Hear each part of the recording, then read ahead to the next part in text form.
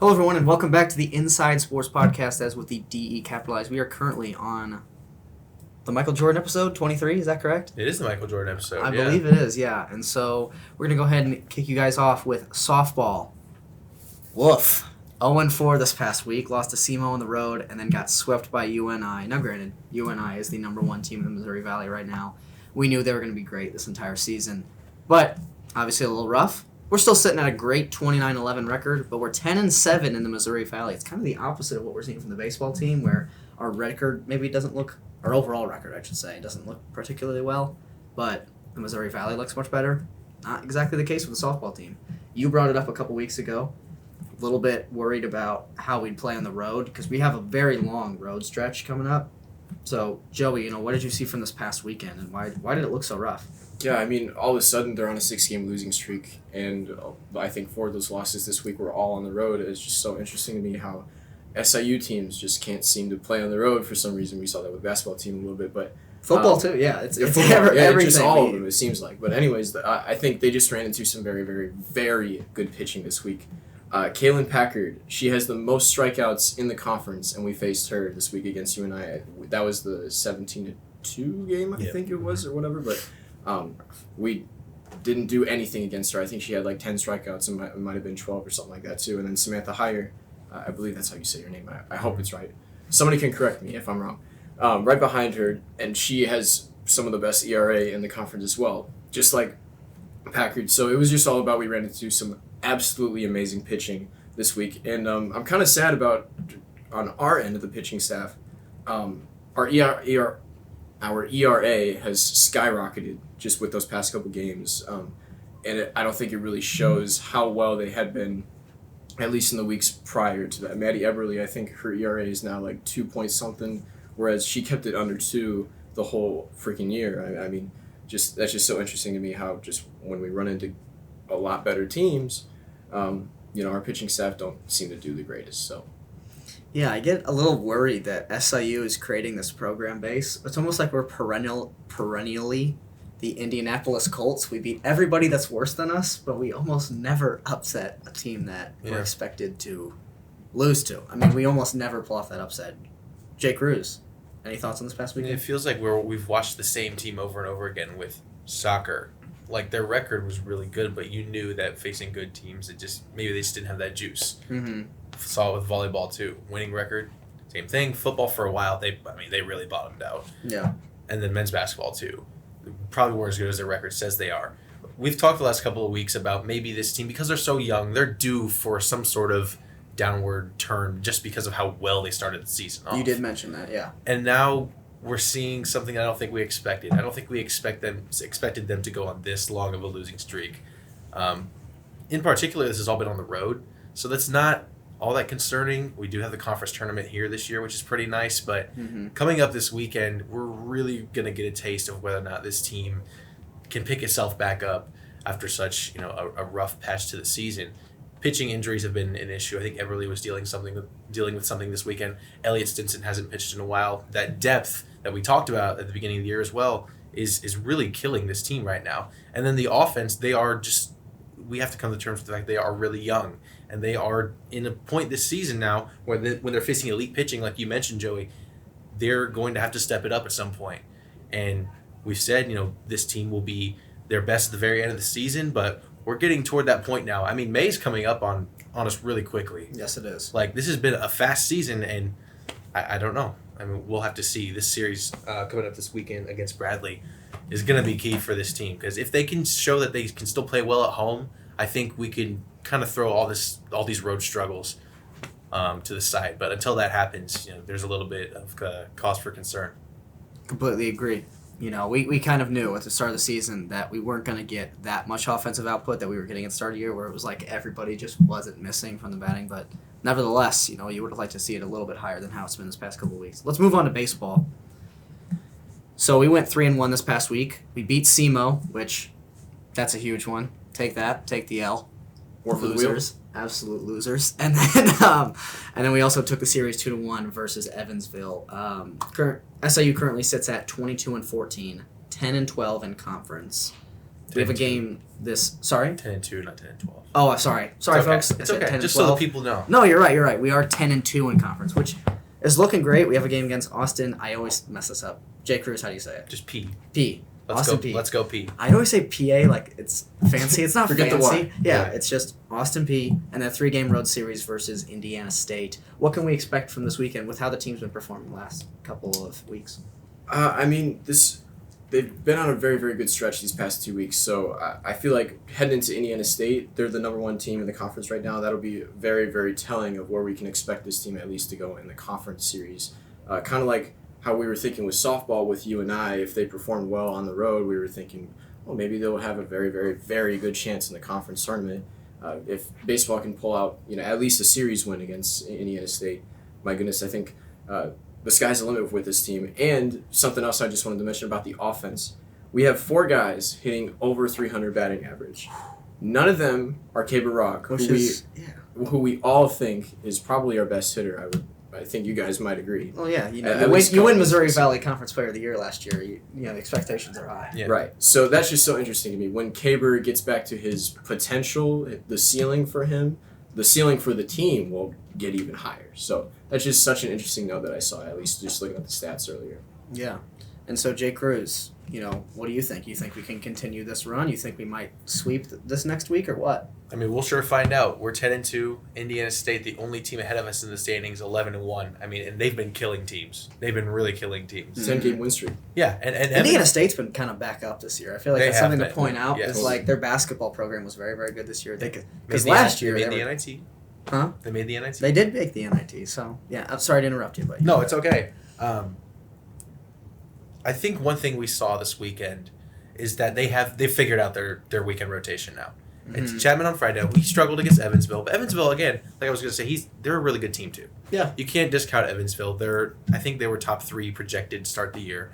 Along with us in Indiana State. But Jordan Blummer and Tanner Lewis coming back on Saturday and Sunday, shutting the lights out.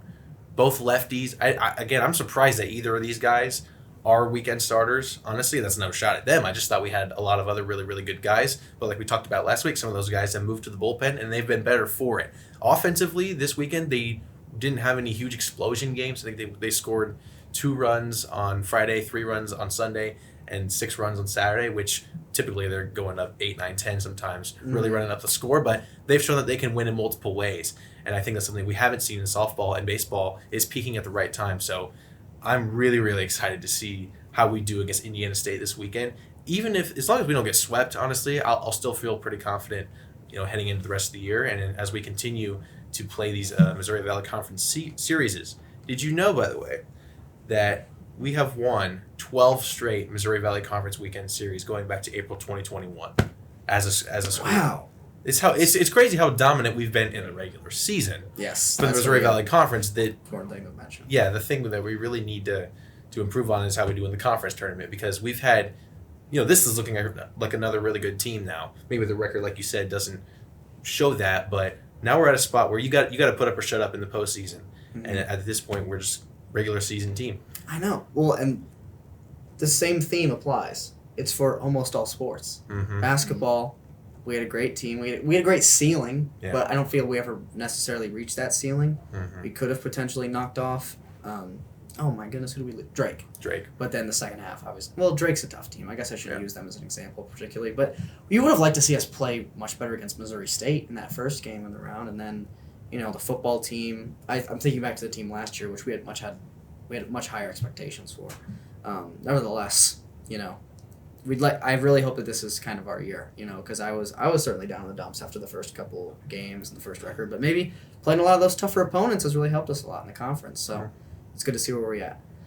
Alrighty, folks, on this week's Told You So, I'm kicking us off yet again with some more NBA playoffs action. We're finally in the heat of it. Yes, sir. I'm excited. First 3 things I wanted to mention, right? Number 1, you guys may have seen yesterday. Well, I guess it wouldn't be yesterday for when this comes out for the folks, but Giannis got a back injury, had to leave the first game. The Heat beat the Bucks, so now they're up in the series 1-0. I think you're going to see some TV talking heads go, "Oh, the Bucks are in trouble now because the Heat have always given the Bucks trouble." Listen, folks, this is not the same Heat team from a couple years ago. The Bucks are going to be able to beat them without Giannis, even if he's out for, let's say, the rest of the series, which I don't think he will be. Nevertheless, a lower back injury on a big guy like Giannis, who really uses a lot of physicality in his game. I had picked the Bucks to go to the finals. I'm not so sure anymore if that, because the last thing you want is a guy to have a nagging injury in the first round of the playoffs. Yeah. You can get that nagging injury in the conference finals. That happened to Giannis. If you remember, he got injured in that Hawks game, and then he went on to have a 50-point performance in the finals that year. Nevertheless, back injury to start you out is not good. Especially, I know I've said it 100 times, but because it's the back and lower back, that's something that's really going to hurt you in the game of basketball. Jay Cruz, would you agree there? I would definitely agree. And I think, talking about that game specifically, the unsung hero for the Miami Heat, and I hate saying this because they beat our beloved Chicago Bulls, who, now that Giannis is hurt, it's like, oh, maybe we would have had a chance. Okay. No, I'm just kidding. But the unsung hero of this Heat team has been Kevin Love, which is weird to say. I know, right? He took like 3 or 4 charges within like the first quarter, second quarter of that game, which you probably have an opinion on it. It doesn't matter. It changed the game, though. It really did change the game, and the Heat were up early, and they never gave it away. Yeah. The fact that they were up by as many as they were with Giannis, like I think they do really stand a shot to win this series. I'm not saying Really? they will, You think so? but I do think they stand a shot to win the series. I suppose you can. There's certainly a universe, right? Jimmy Butler, with how great he always is. Yeah. But nevertheless, I just think that this Bucks team has so much talent. The only thing is, I hate how Giannis is officiated now, and it's showing signs of the weaker NBA with the charges. And folks, I guess I don't know if I've talked about this take live on the pod, but because Jay Cruz has thrown the lob to me, charges should be removed from basketball. They're dumb. They get the call wrong half the time. It's a lot like pass interference. I actually 100% agree with you. It's just something dumb. You reward a player for giving up on a play by falling down.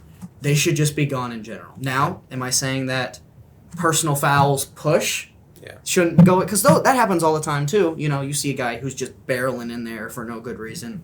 Fine. But where the player goes like this and sets up and purposefully falls down, that should be removed from the game.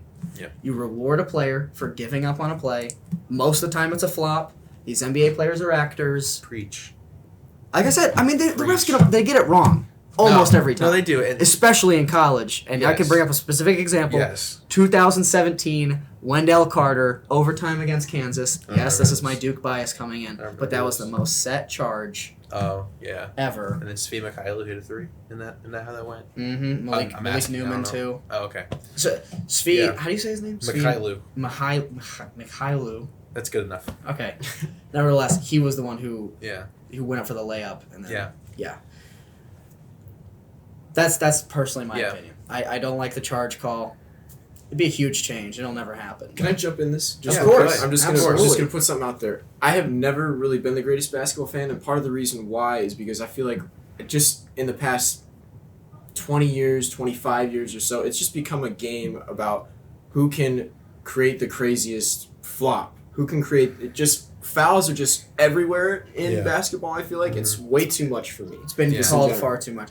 You really start to notice now, because I had been put on by guys I like. Another shout out, Bill Simmons from the Ringer podcast. You guys should listen to it. But he continually goes back and watch old games, and so I started picking up that habit roughly 2 years ago. And something that he pointed out, and I still agree with, the flow of the game was so much more. It was so much better, so much more beautiful. There was a play where a Celtics player It was one of the rare times they ever argued with the ref. And he was upset with the foul call, and the ref was staring at him, talking to him, and just passed the ball into the Lakers. The Lakers just chucked it. Like, they just went. Yeah. There's 100 stoppages, especially in the NBA. That makes it very, very frustrating. Mm-hmm. Let's go ahead and move to the next point.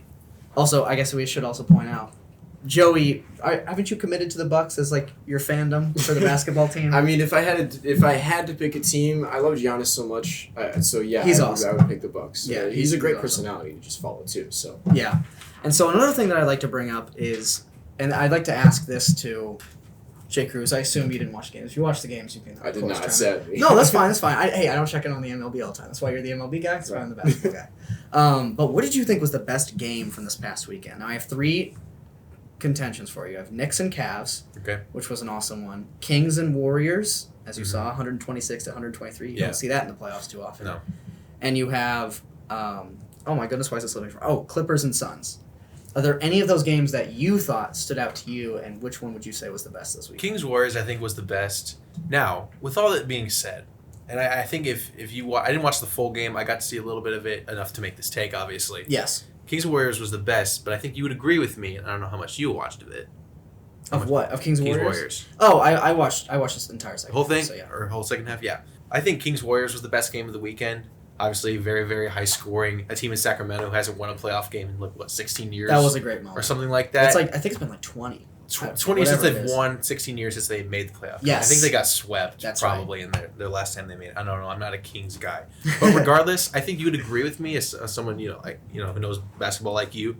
The Warriors didn't play a great game.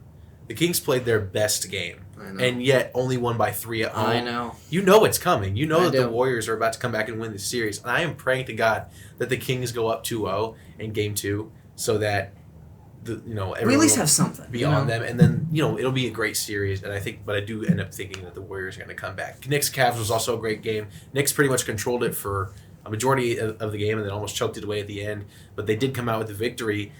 Donovan Mitchell, I will say, once this series goes to New York, I do think he is going to be a big villain for the New York Knicks in this series. I think the Cavs come back, win game 2, and then games 3, 4, and 5 are going to be incredible. I think this will end up being the best series I do too. out of the first round. And I think that's what it is. I think that you did make a good point with Kings and Warriors. And I think it's a 3-way tie. And we'll talk about the final game in just a little bit because that's my third note here. But Knicks and Cavs, I'm putting this take out there. And once again, I don't know if this will ruffle anybody's feathers. I'm going to say top 4 because 3 is pretty high, but 5 I feel is too low. Yeah. I think Donovan Mitchell is top 4 playoff performer actively in the NBA. Yeah, it's fair. And some people might think that's ridiculous because he's clearly not a top 4 player in the NBA. No. However, when it comes to playoff time, check the numbers, folks. He's averaging roughly 34 points a game. I mean, it's absolutely absurd. The only thing I'd say to that is he takes so many freaking shots. He does take a lot of shots. He's like, people thought Kobe Bryant, rest in peace, didn't pass. Donovan Mitchell is inventing a new way to not pass. You know what I've heard? What? Some people call him, this is once again the ringer, shout out again the ringer, but Russell Westbrook light, where it's not nearly as bad and he can shoot much better, Yes. but he gets in these modes where he'll take 6 straight and I you're totally agree. and they're bad shots. You remember that game earlier against the Bulls, of course? Yep. Where he scored 70 points or something? Yep. He shot 20% that night or something. I don't remember the exact numbers, but he didn't shoot great at all, and he just shot 28 free throws or something. Yeah. That's what I call a Jalen Green night. I'm not high on Jalen Green. Yeah, no, I don't like him either. So he'll put up 40 points. He's the youngest player to put up 40 But points. What's his shooting percentage? 29% on that night. But if he does get hot, though, I mean, it's game over. It's for both of those guys. Yeah. So, and then the final game or the final stuff I want to talk about is the Clippers and the Lakers because both obviously won their game, and I think it's something interesting because the Suns loss. I think the Suns are going to win. This is the typical game 1. Wait, maybe the Clippers have a chance. No. They don't. Suns are a better team. Kevin Durant is the best player in the series. However, Kawhi Leonard really played well. Russell Westbrook, despite shooting 3 of 19, he's been the talk of the town because he made the game-winning block. He made a lot of really, really great plays down the stretch. And it is nice, because I was always a Russell Westbrook guy in Oklahoma City. It's nice to see him back up a little bit. And then in terms of the Lakers, I don't know. Do you think the Lakers have a shot at beating the Grizzlies in this series? Oh, yeah. I mean, they're already up 1-0. Ja's hurt. Isn't he hurt? Pretty sure Ja got hurt, didn't he? I don't know if he's out for any games. Well, he might have just. Regardless, had to, he got hurt leave. though. He's not going to be 100%. Yes. We've talked about this a lot. How the Grizzlies are fool's gold. They're fool's gold every single year. I mean, I'd love for them to be good. Mm-hmm. I mean, they're just a fun, entertaining team to watch. They got a lot of great athletes. Jaren Jackson is one of my favorite players to watch. He played a great. Played really, really well, great but game. they're just not a good playoff team. Well, and I don't know. Steven Adams hurts. And missing Steven Adams too. They're missing something. I don't really know what it is. It just Yeah.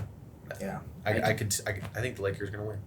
That's a very interesting take because I don't know. I mean, I was very much as soon as the Lakers momentum started, I was very much like, okay, guys, let's calm down. Mm-hmm. But I think I said it on this pod. The Lakers made a lot of trade deadline moves that work, man. I mean, Rui Hachimura. Mm-hmm. And here's the thing.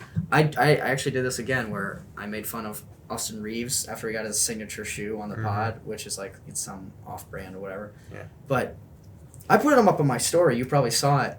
They were running high pick and rolls for Austin Reeves with 2 minutes left in the game when Yeah. LeBron James is on the same court. Yeah. Now, obviously, LeBron James is a much better player than Austin Reeves. Yeah. However, he was dissecting the Grizzlies' defense in a way that was truly embarrassing for the if the Grizzlies, this great defensive team in a lot of people's eyes, they got to do better.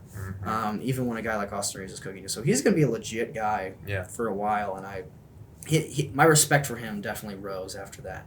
And so I'm not going to make any broad things. We kind of talked about these games, so since this is called the Told You So segment, where we like to catch up on upsets that we feel are possibly deemable, I do think the Knicks...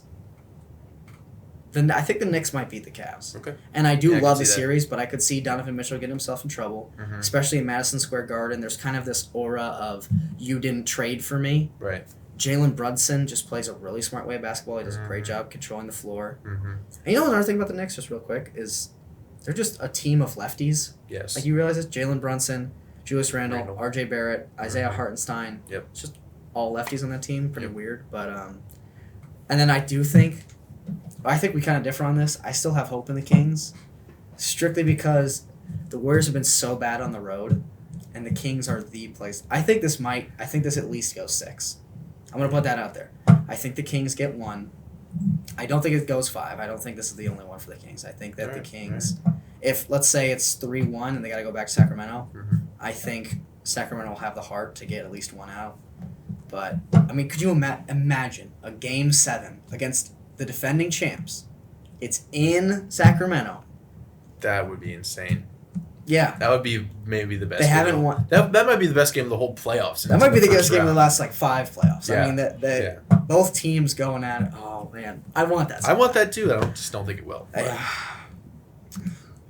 Sports is stories, folks. And then the final one is that I do think it is legit. I think the Lakers do have a chance to beat the Grizzlies with all the acquisitions that they've made. Yep. So that's it for NBA.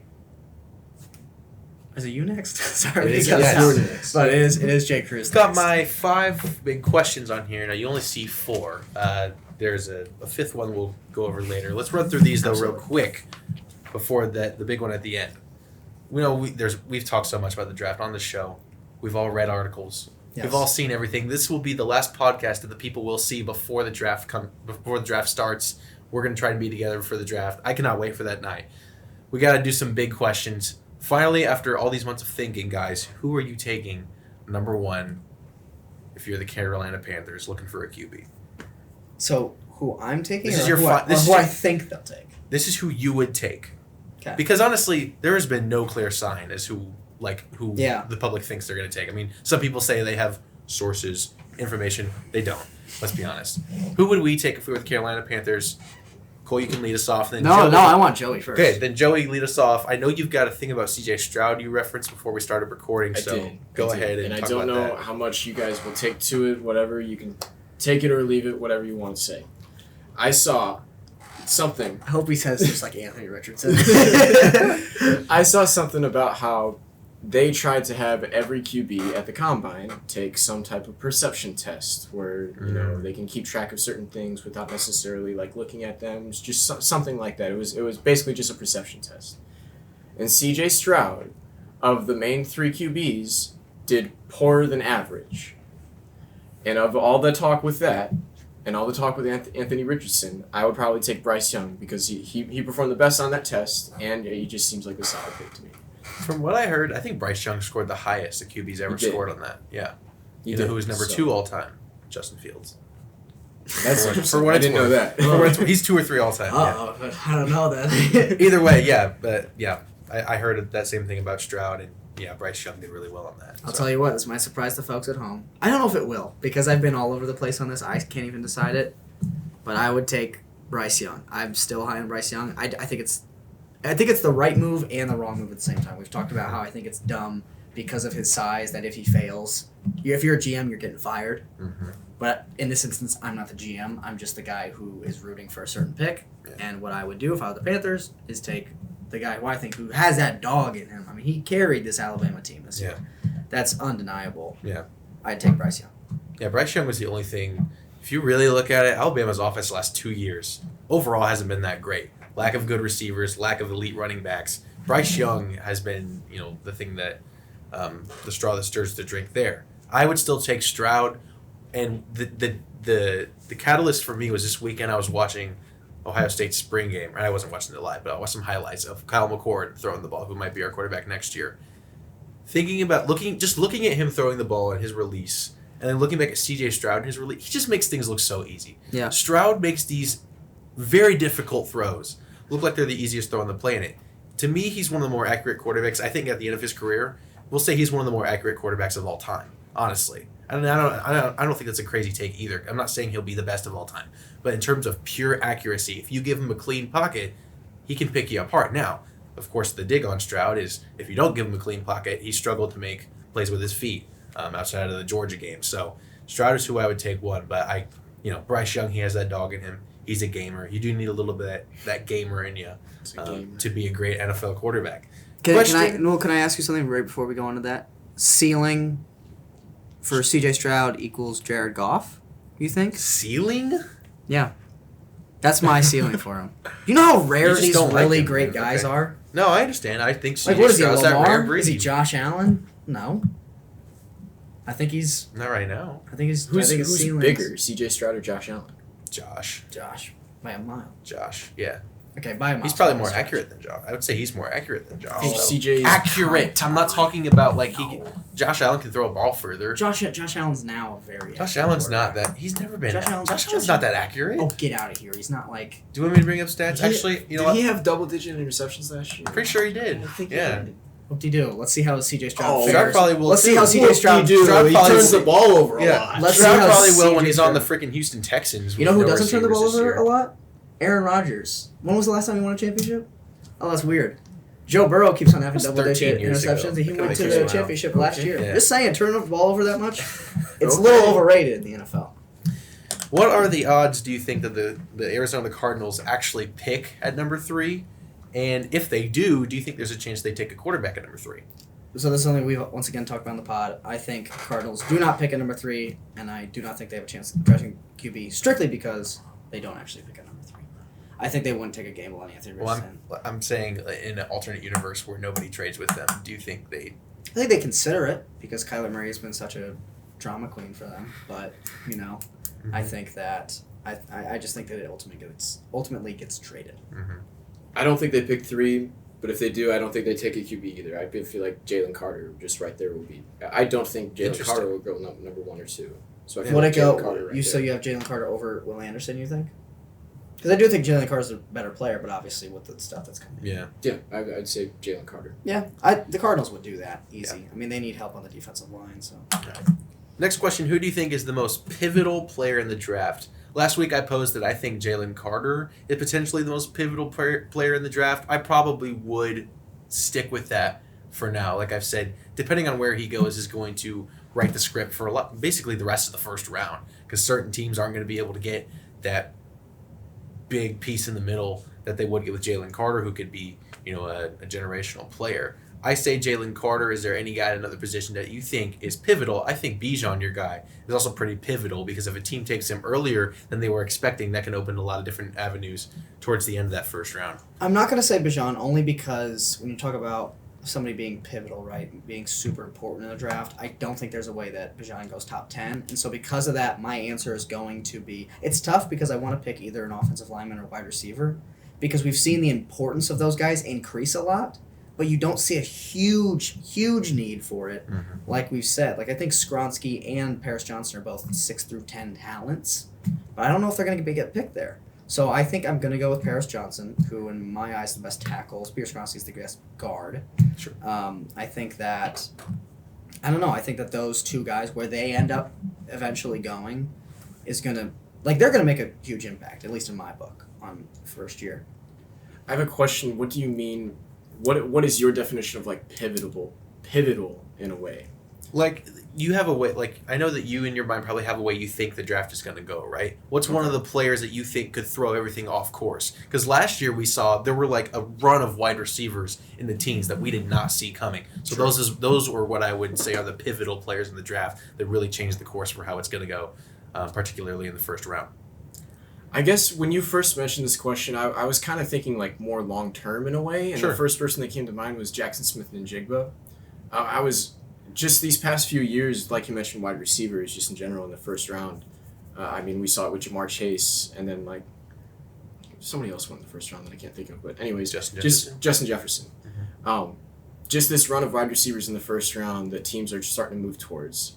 If a team picks Jackson Smith and Jigba really high, I feel like more teams in the future are going to be like, wide receiver is just a much more important position. And I feel like I agree. I am starting to think that wide receiver is a much more important position in the modern day NFL. So yeah, I guess that's what I was thinking more long term. Probably for this draft, I feel like the easy answer is Bijan Robinson, and I feel like because that'll open up the doors for okay, the first running back is off the board. We don't have to work. We were thinking of taking Bijan Robinson if he was there late in the late rounds, but now he's off the board now for running back. So yeah, I totally agree. Last question for the big kahuna. Which player do you think is the steal of this draft? And I've talked about this guy a little bit, maybe not on this official pod, but maybe it's something that will be released later. Zay Flowers, for me, from Boston College, is the steal of this draft. In my opinion, he's a top 15 player that's going to end up going outside the top 20, maybe even sneaking into the second round. I don't know. His tape doesn't lie. Tape doesn't lie. I'm not saying he will be as good as Odell was at his peak, but he reminds me a lot of Odell in terms of size, in terms of ability to run with the ball in his hands after he makes a catch. He's an incredible, incredible receiver. I think the Chargers at 21, they would be stupid not to take him if he falls there because their wide receiving core is just like limping on the field at this point. Keenan Allen barely plays. Mike Williams is the biggest underperformer in the NFL, especially at that position. I think Zay Flowers is a surefire pick there at 21. Okay, so you're probably going to hate me because I'm going to throw out quite a couple names here, but only because I can't decipher between all of them. And they're all steals for different reasons. Mm-hmm. So one that I want to throw out there, this one's not much of a steal because he's still going to get picked top 10. However, not a lot of people know of him.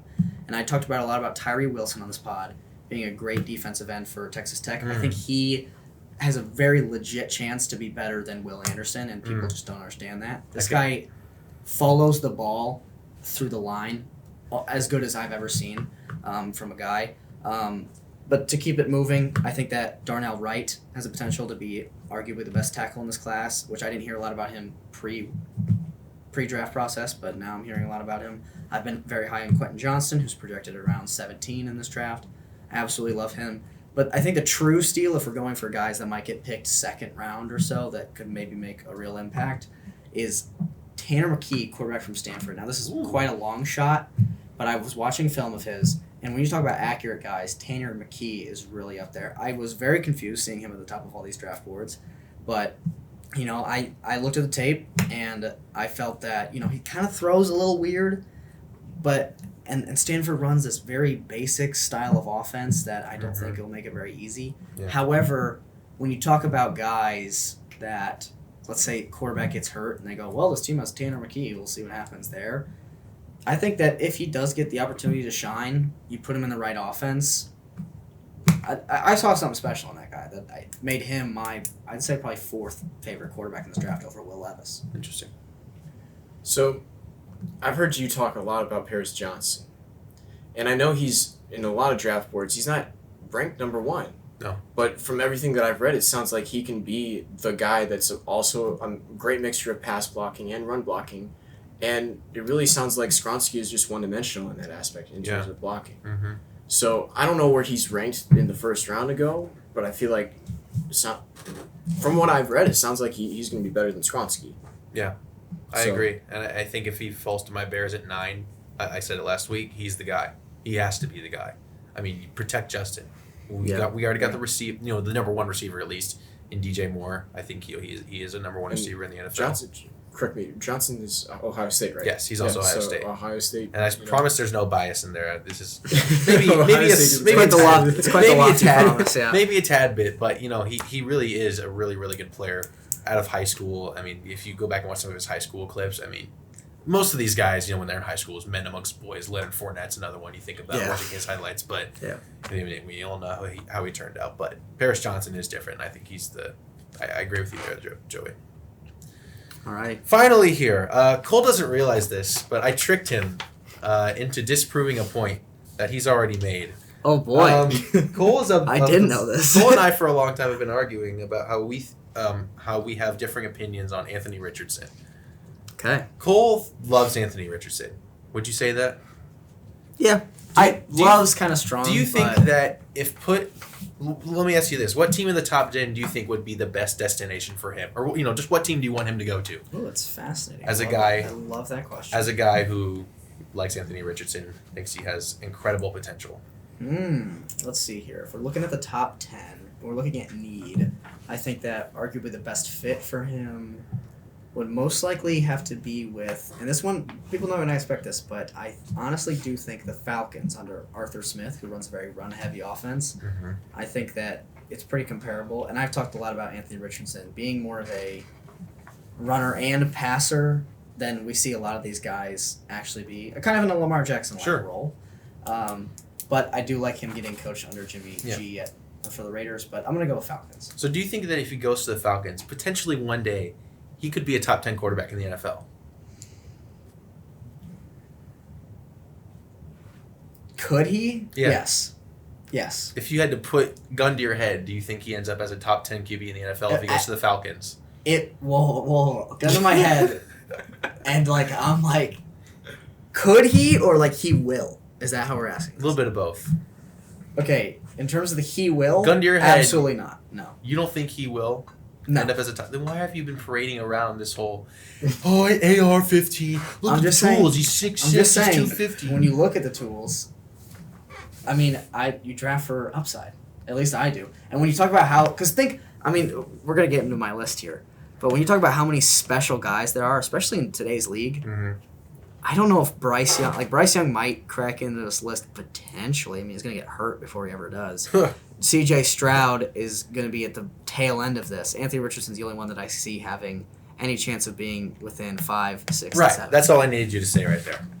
So of these 10 quarterbacks, I have listed for you. You have them right there. They're college statistics. We can start from 10. We'll start from 10, and then when you think I've made my point, I can move on to the last part. Okay. Jared Goff, who you have as your number 10 quarterback on this list. I do.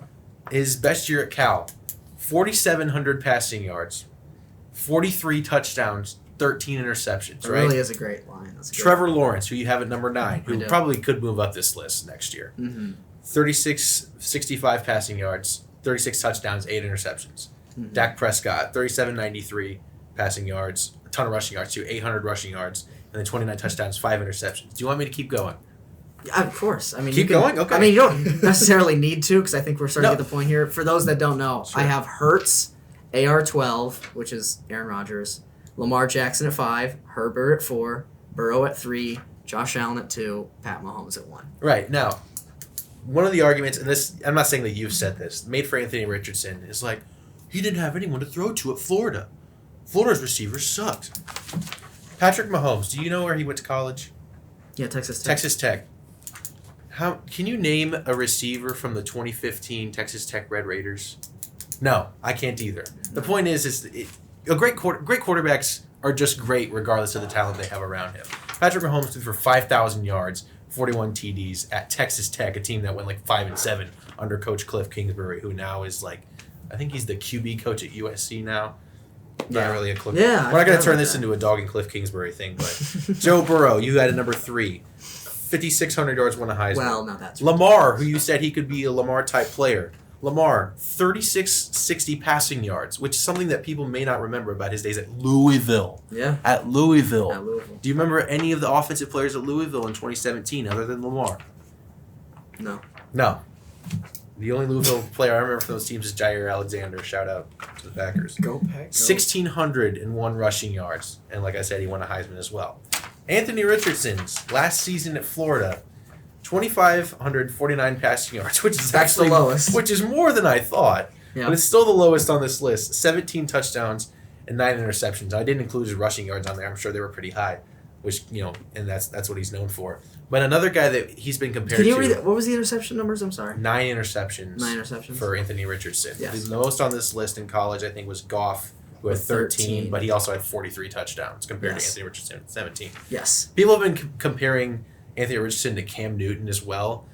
Cam won a national championship at Auburn and was a ridiculous player. Absolutely. Like in college, he had the stats to back it up as well. So, and then, this latter part isn't really for you. It's just for anyone out there who just loves Anthony Richardson, thinks that he's going to be a top 10 player, because there are people who legitimately think, and these people, who legitimately think that he is going to be the second coming of Christ on the football field, be the next Cam Newton. I'm telling you, he's not going to be that. Watch the tape.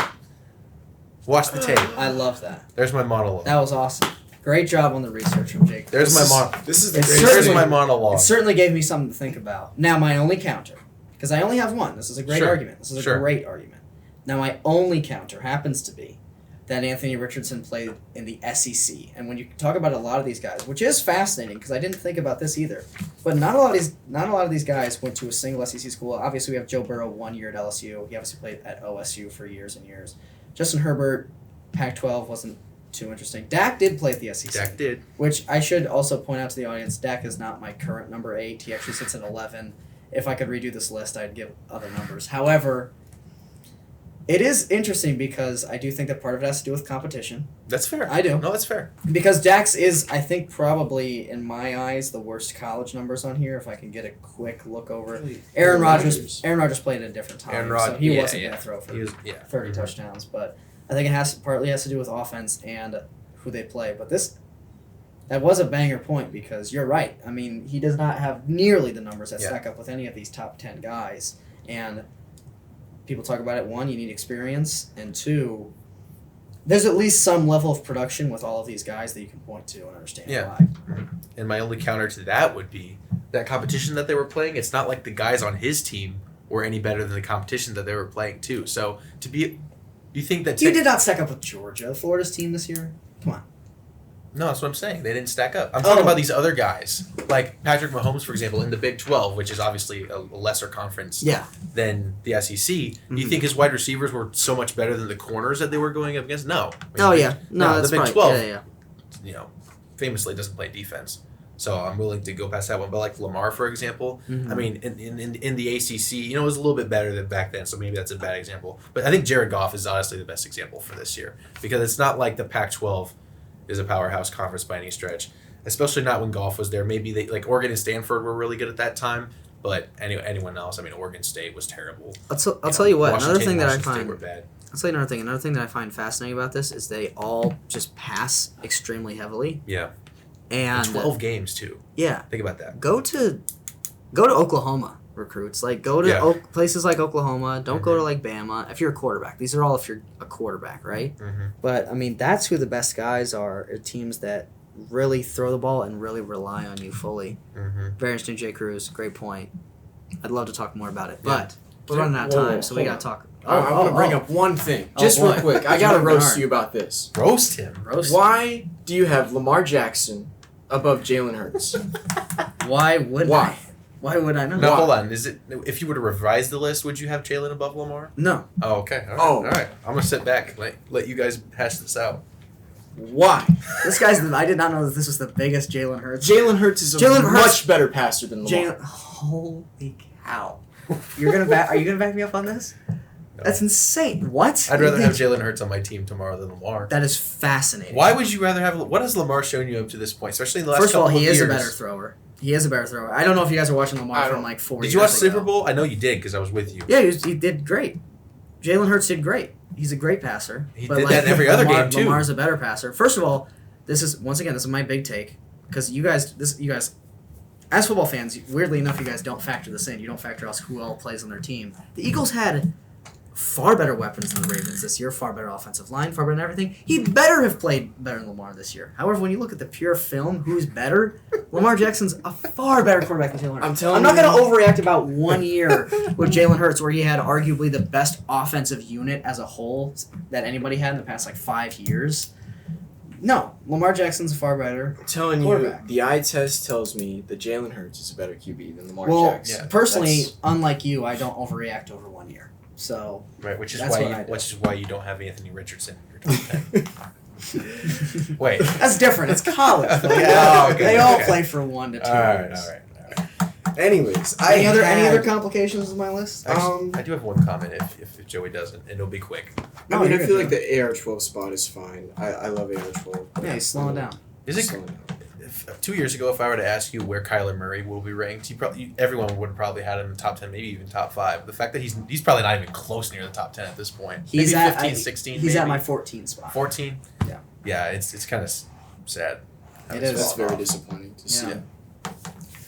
Well, yeah, I just had to point that out because that's the most blasphemous thing I didn't know I've we ever were. seen. I didn't know we were the possibly. Jalen Hurts podcast. That's kind of why We are.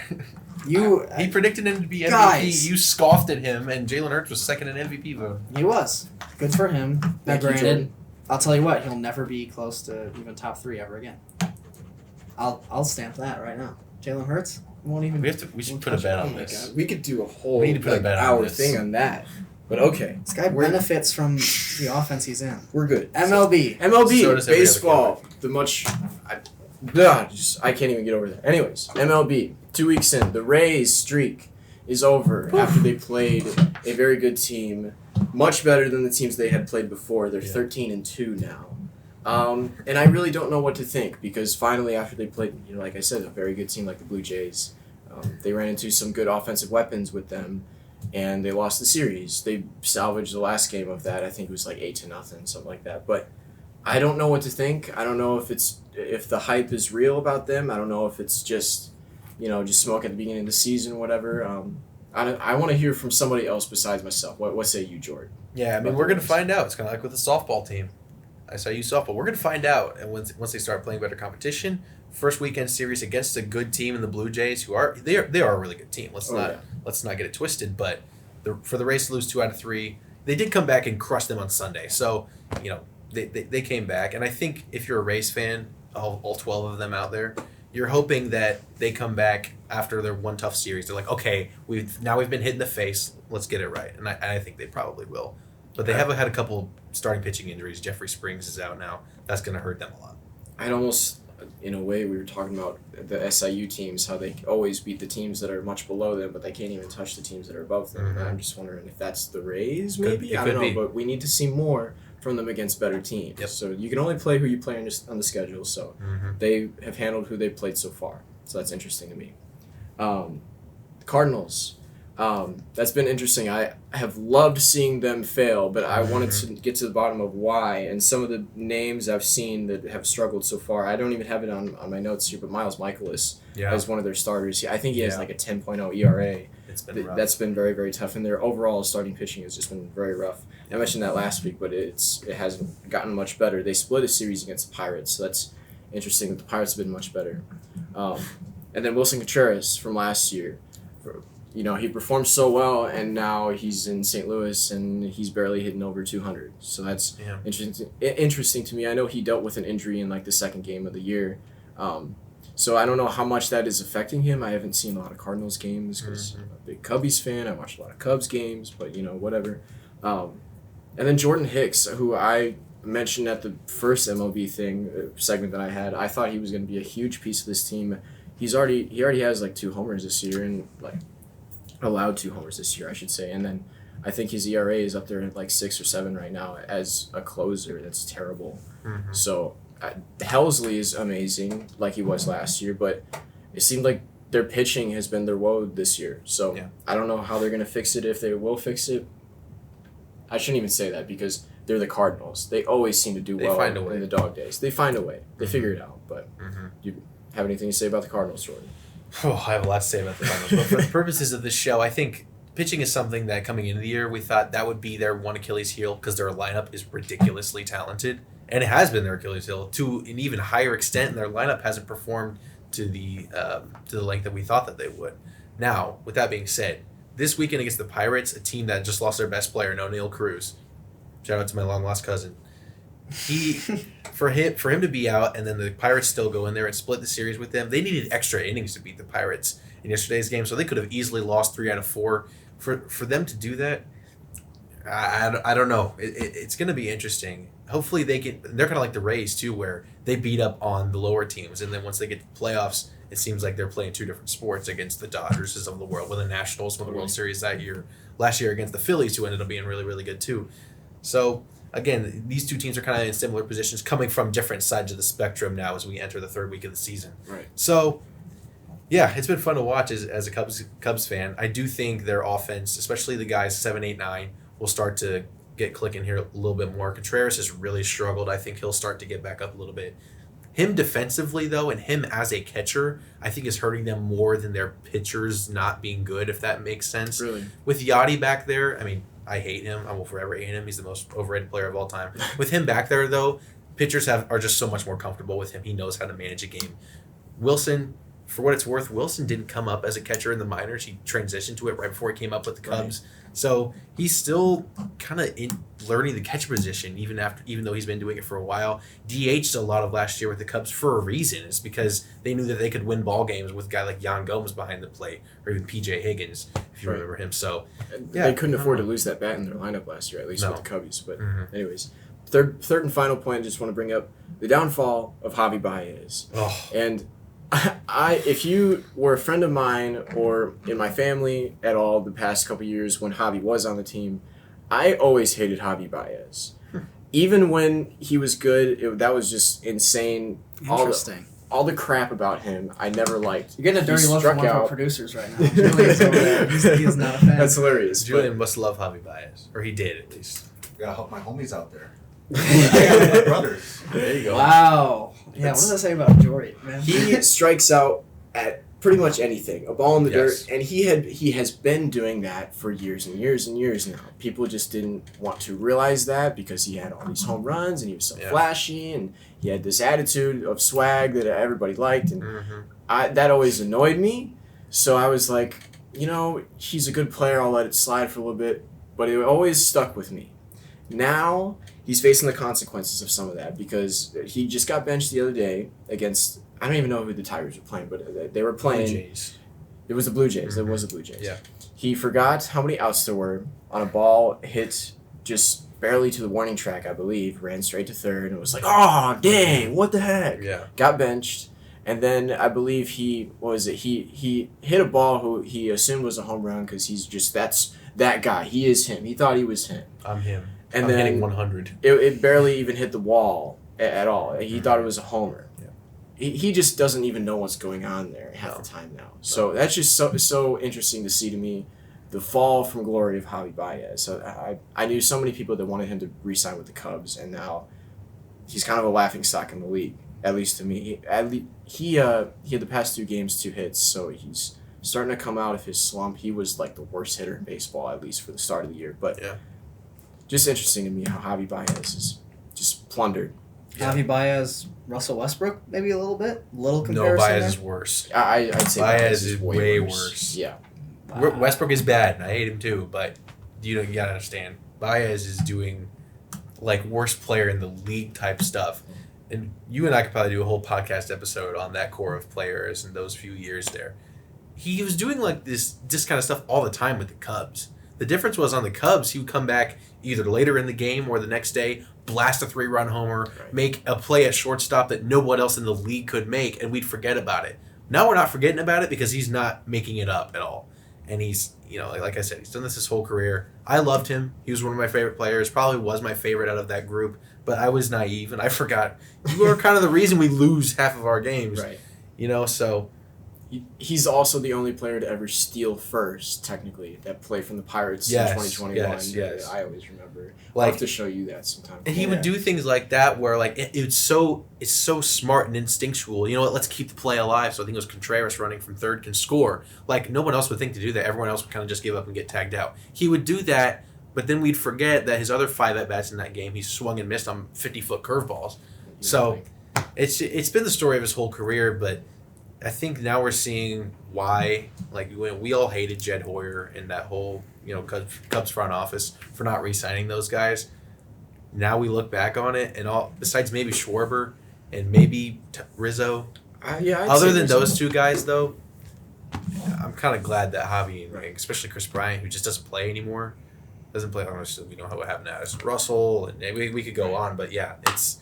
I don't really miss those guys as much as I thought I would, given where we are today. And obviously the Cubs are playing a little bit better now. So I feel the same way, really. I was just ready for a reset. So. Yep. Absolutely. All right. Well, that's it from us, folks. Thank you so much for tuning in to episode 23 of the Inside Sports Podcast. Yes, For the last time, folks, the DE is capitalized. We've told you it over and over You're again. not going to say it next week? Please remember. Huh? You're not going to say it again next week? Oh, I'll say it again. It's the last time. Don't you worry. If you're listening to this on Spotify, please be sure to like and not subscribe on Spotify, but follow us. And then if you're listening on YouTube, please be sure to like, subscribe, hit the bell. Thank you so much, folks. You have a great rest of your day.